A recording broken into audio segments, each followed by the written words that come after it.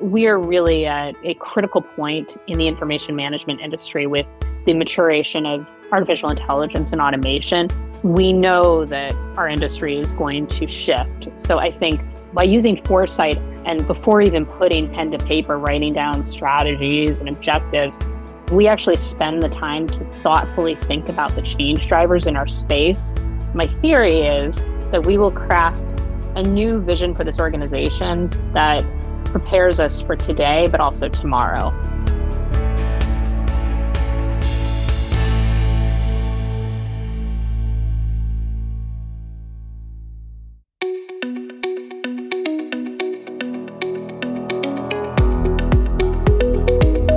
This is Associations Thrive, the podcast celebrating successful associations and their leaders.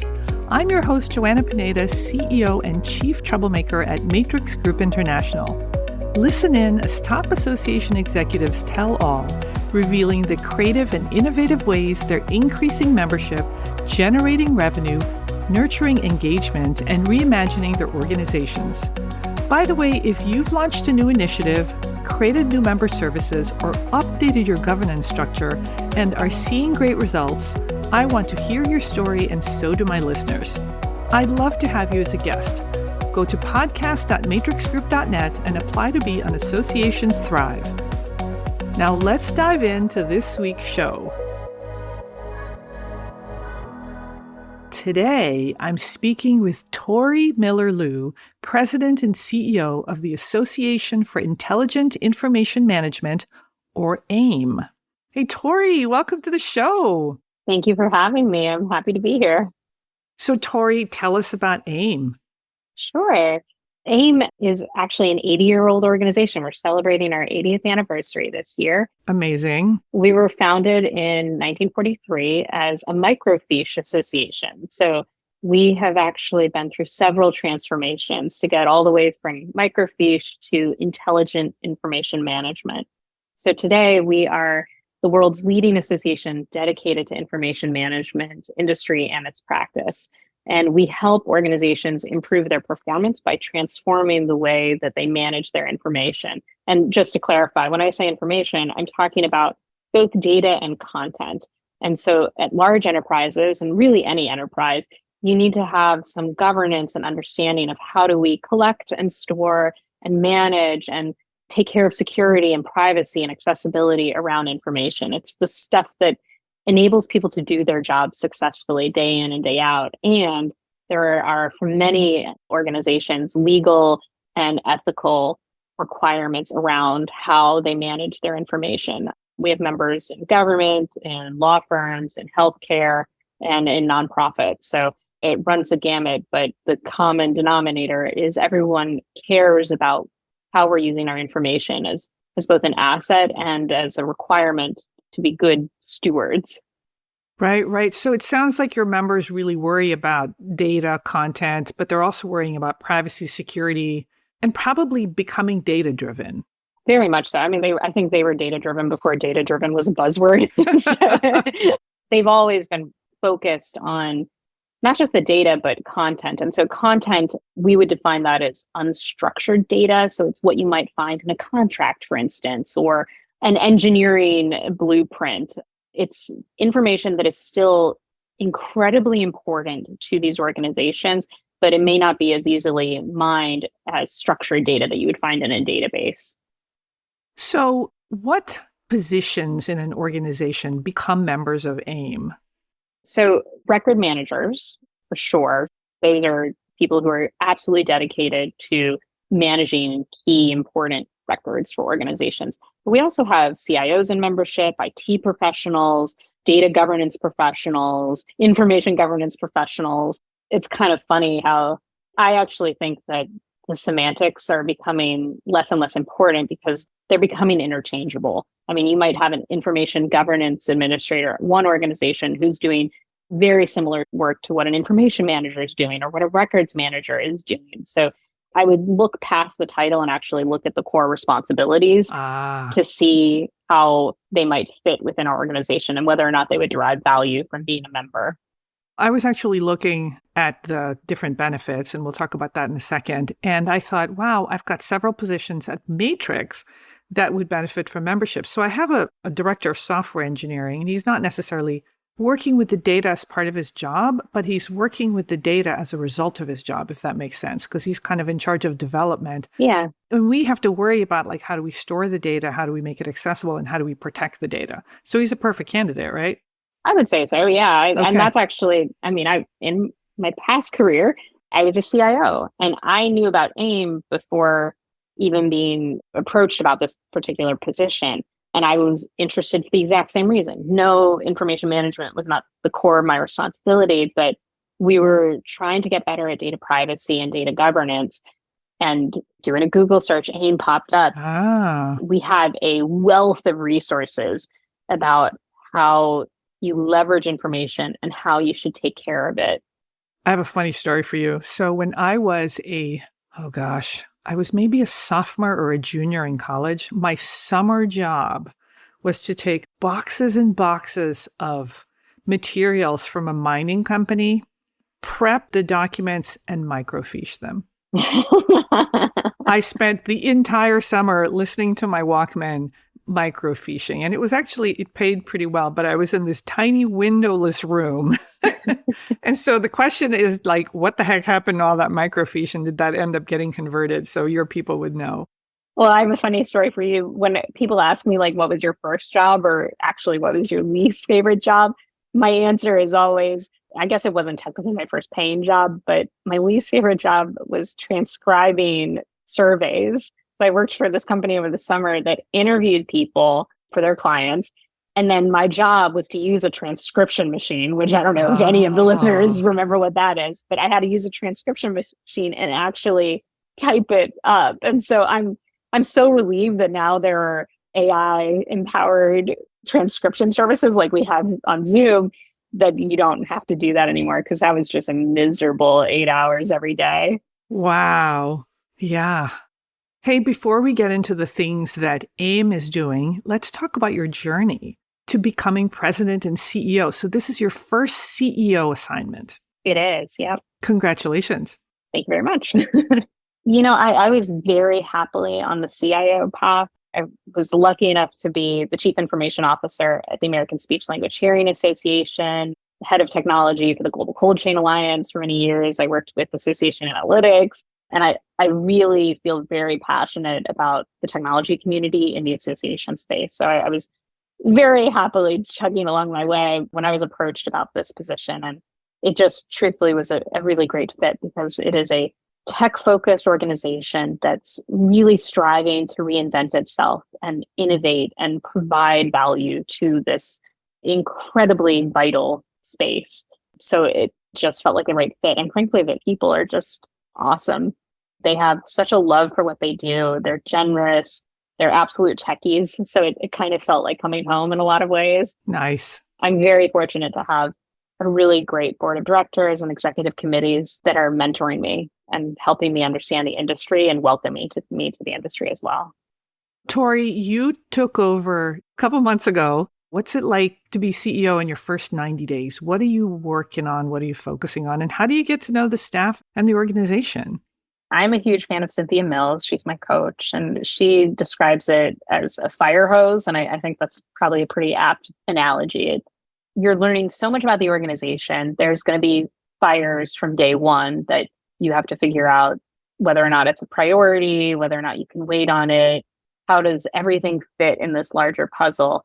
So I think it's a real gift if you have a staff like I do that really wants the organization to succeed and really wants me to succeed too. So they've been very generous with onboarding. I was actually also lucky enough that my predecessor, we overlapped by about a month. Oh. Peggy went and did an amazing job of helping to onboard me. And that's a rare gift that a lot of CEOs I know don't get. That is a gift. Yeah. I was really lucky in that regard. And I've also even had conversations with Peggy's predecessor, John Mancini. So it's an organization with a very rich history and a lot of folks in the community who are very willing to share that history and answer questions and really help with my onboarding. So in addition to the staff and my predecessors, I have also been going on a 90-day listening tour. Ah. I think I'm getting close to about 50 people that I've talked to, and I'm actually thinking of doing a round two.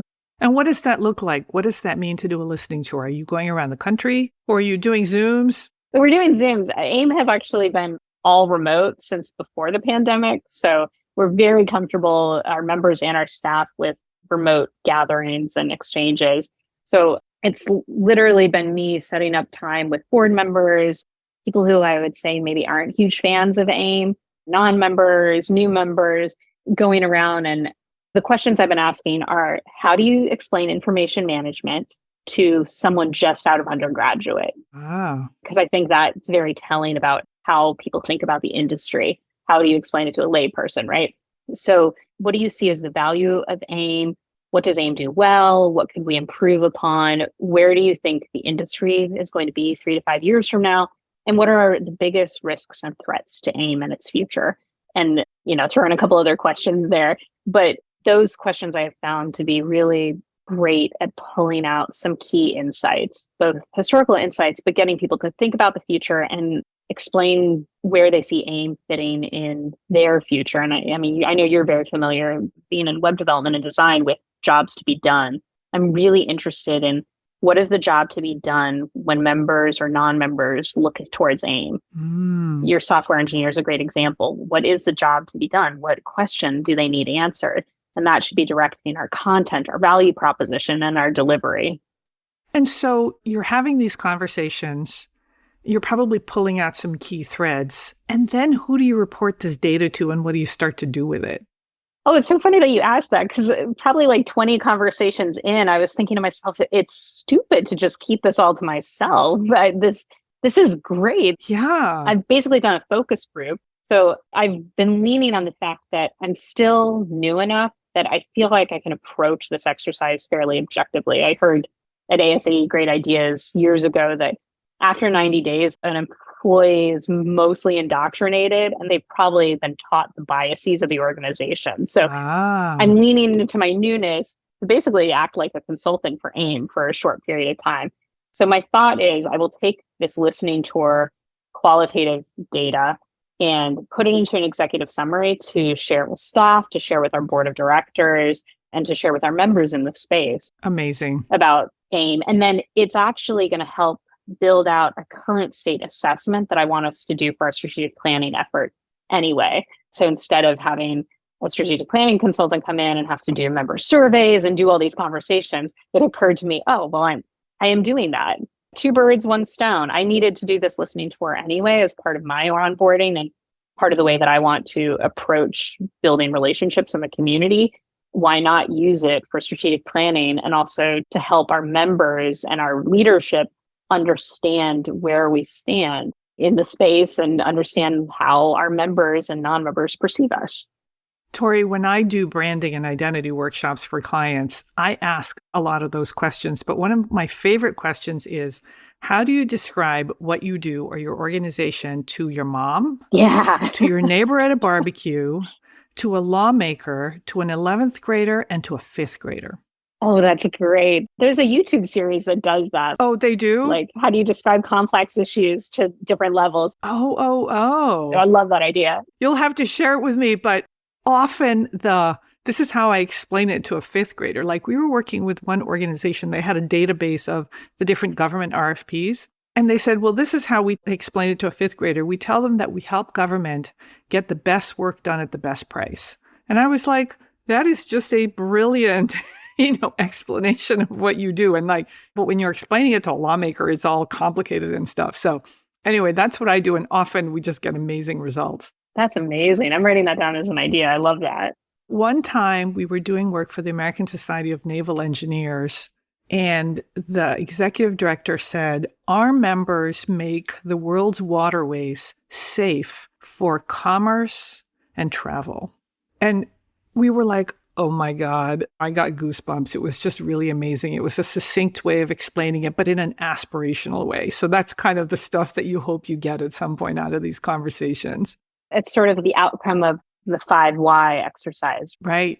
Why do you do that? And I think that I want to do that for AIM because I think it will help us clarify our purpose and our mission. So asking why over and over again. Well, why do you help organizations improve their information management? Why is information management important? Why do organizations need to care about that? Why? And then hopefully you get that level of clarity. And the volume of information and data and the tools to work with that, I mean, the volume is just exploding, and that's got to be overwhelming for your members. Yeah, they call it, before I started, I've seen it referred to as the rising tide of information chaos, which in one of my first blog posts, I said, I love that piece of writing, first of all, like that's just a beautiful phrase, but it also makes me think of the perfect storm or shipwrecks. And what I put in my post was, that was a helpful phrase, but there's a balm to chaos, and that's resiliency. And resiliency comes with foresight and focusing on our core mission and our purpose. So I think it's really fun to recognize crises in your space and chaos, and it certainly grabs attention. But to move forward, we have to focus on the next step. So let's talk about AIIM. You all are doing some new and different things. You just launched a community. You're calling it the AIIM Plus community and something called the AIIM Plus Pro. So maybe talk to us about that and why is that important? This predates my tenure here at AIIM, but a few years ago, we did launch a bespoke online community, and we also restructured our membership. So instead of having a single membership tier, we created 2 tiers, one where you can join at kind of a basic level to get access to this really robust community and a wealth of resources, white papers, et cetera. And that's membership as an individual. That's membership as an individual. And then a tier up from that, you get the community and the resources, and you get this really extensive library of online courses that are professionally produced, written by experts in our space about information management. That library, combined with our white papers and infographics and webinars, can help someone actually pass our certification exam. So if you're thinking about the customer journey there, it might be, I'm interested in information management. Let me join this first tier. You know what? I really want to pursue that certification, but I need to learn more. So let me get the online subscription, which is AIIM Plus Pro. And now let me sit for the exam. And hopefully by then we've welcomed you into our community, and you've also found some peers in the space to create a network for yourself. Tori, tell us about the certification. So it's a certified information professional designation that you give. So why is that important, and how does all of this kind of lead to that? So we've had the certification program for quite a few years, almost 10, I want to say. And the reason that we think certification is important is because someone with that credential, immediately an employer, future or current employer, will see that they have an understanding of the best practices around information management. So someone who's able to pass that certification understands that the key pillars of information management, which includes records management, but also business process analysis, and includes security and privacy. And so they understand the full life cycle of information, and I think have actually a very strategic, valuable perspective that can help an organization not just manage what's typically a mess, right? Like usually all of us have the databases and the servers that we've treated like addicts for many, many years, and it's a little dusty. And we're hoarding data as part of the problem too. Yes, hoarding data and information in emails and everywhere else. So these professionals, I think, are equipped to not just recognize that as a mess that needs to be cleaned up, but repurpose that chaos to be an asset to the organization and to be data-driven, to be information-driven, I would prefer to say, since it encapsulates the unstructured and the structured data. I think of CIP as a credential that's a strategic credential more than anything else. So I'm thinking about the employers who would look for someone with that designation, or maybe help a staff member get that designation to help them really deal with all this information and data. And it's making me think that the landscape that you operate in is probably very, very different today than it was 80 years ago. Mm-hmm. So you're a new CEO. The landscape is different. You're doing some new strategic planning. So tell us about that. Yeah, so I was hired with the understanding that the board wants a new strategic plan within my first year. So that's a great incentive to do the listening tour. We're going to be doing a current state assessment to really map the market, to do a SWOT analysis, a target audience analysis, you name it. It's probably going to end up in that current state assessment. But then as part of that, we also want to look at our strategic planning with two specific lenses. One is a foresight first lens. And I know in the association community, we've been talking about foresight for many years, and there's some really great thinkers around foresight like Jeff Takanya. But what I like about it is we are really at a critical point in the information management industry with the maturation of artificial intelligence and automation. We know that our industry is going to shift. So I think by using foresight and before even putting pen to paper, writing down strategies and objectives, we actually spend the time to thoughtfully think about the change drivers in our space.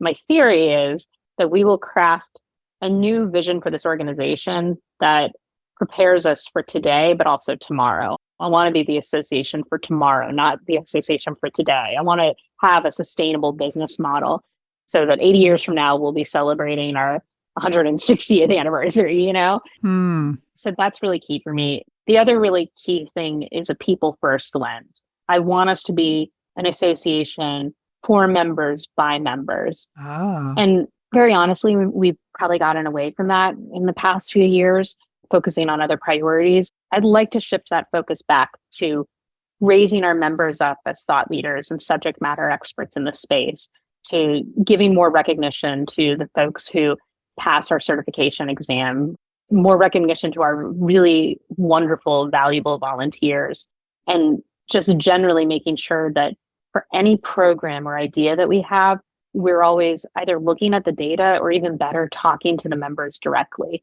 Collaboratively developing new programs with members is a huge win in my book, or even just running a random idea by a member. We're small enough that I think we can have that level of collaboration.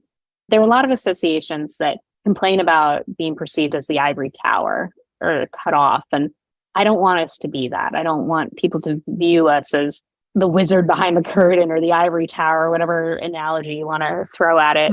I want them to view us as a partner and someone who lifts them up. A partner and a sponsor. Let's be that. That'd be great. And a guide. And a guide, yeah. So it sounds like in your first year, you are going on a listening tour. In your first 6 months, you have an annual conference coming up in April. Yep. In New Orleans on April 25th to 27th. Right. And you've got a strategic plan to complete. So you have a big year ahead of you. Tori, I hope that you will come back in a year and tell us about your first year and all the amazing things you're doing at AIIM. I would love to.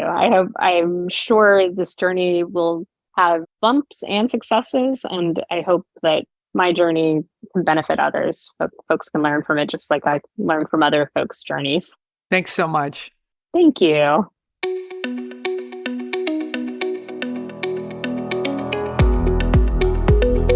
Thanks for listening to Associations Thrive.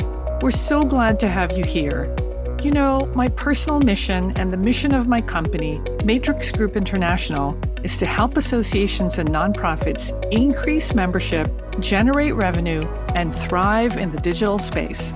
I want to hear stories of how your organization is thriving in today's challenging landscape. Please apply to be on my show by going to podcast.matrixgroup.net. By the way, do you need help with a digital initiative? Maybe it's a website redesign, a new membership database, or a hybrid meeting that you're planning. I'd love to connect with you. Please visit the Matrix Group website at matrixgroup.net. Thanks again for listening to this week's episode of Associations Thrive. Don't forget to subscribe to the show, leave a 5-star rating, post a comment, and share it with your colleagues and friends. Bye!